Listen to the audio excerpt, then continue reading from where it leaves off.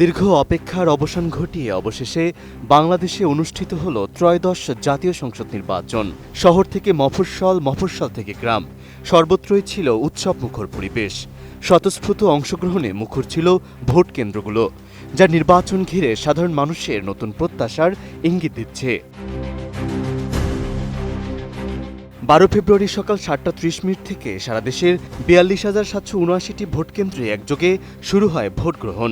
দিনভর ভোট শেষে এখন অপেক্ষা কেবল ফলাফল ঘোষণার। ঠিক এই সন্ধিক্ষণে বাংলাদেশ জামায়াত ইসলামীর নির্বাচনে বিজয়ী হলে কিভাবে উদযাপন করবে সে বিষয়ে নিজেদের অবস্থান স্পষ্ট করেছে দলটির আমির শফিকুর রহমান। জামায়াত ইসলামীর আমির ডাক্তার শফিকুর রহমান তার ভেরিফাইড ফেসবুক পেজে দেয়া এক পোস্টে জানিয়েছেন, নির্বাচনে বিজয় হলেও দলটি কোনো মিছিল, স্লোগান কিংবা উচ্ছ্বাসে যাবে না।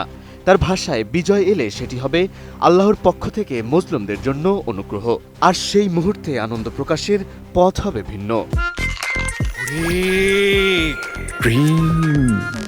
ফ্যান্টাস্টিক ওরে ক্রিম বিস্কিট।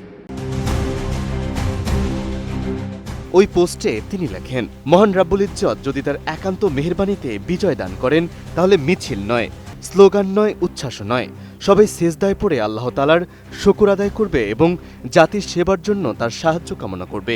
জামায়াত নেতার এই ফেসবুক পোস্ট ইতিমধ্যেই সামাজিক যোগাযোগ মাধ্যমে ব্যাপক আলোচনার জন্ম দিয়েছে।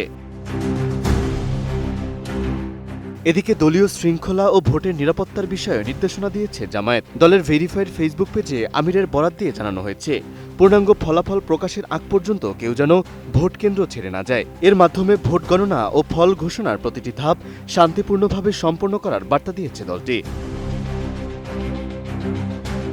নির্বাচন সংশ্লিষ্টরা বলছেন, দীর্ঘদিন পর অনুষ্ঠিত এই জাতীয় নির্বাচন ঘিরে রাজনৈতিক দলগুলোর আচরণ ও প্রতিক্রিয়া বিশেষ গুরুত্ব পাচ্ছে। বিজয় উদযাপন নিয়ে জামায়াতের ঘোষিত অবস্থান, ভোট পরবর্তী পরিস্থিতি শান্ত রাখার কৌশলকে সবাই ইতিবাচকভাবেই দেখছেন।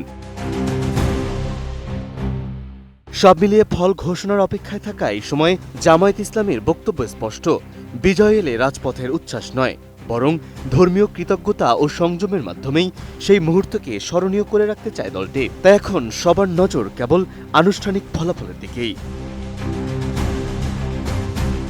মেহেদী হাসান, এটিএন নিউজ।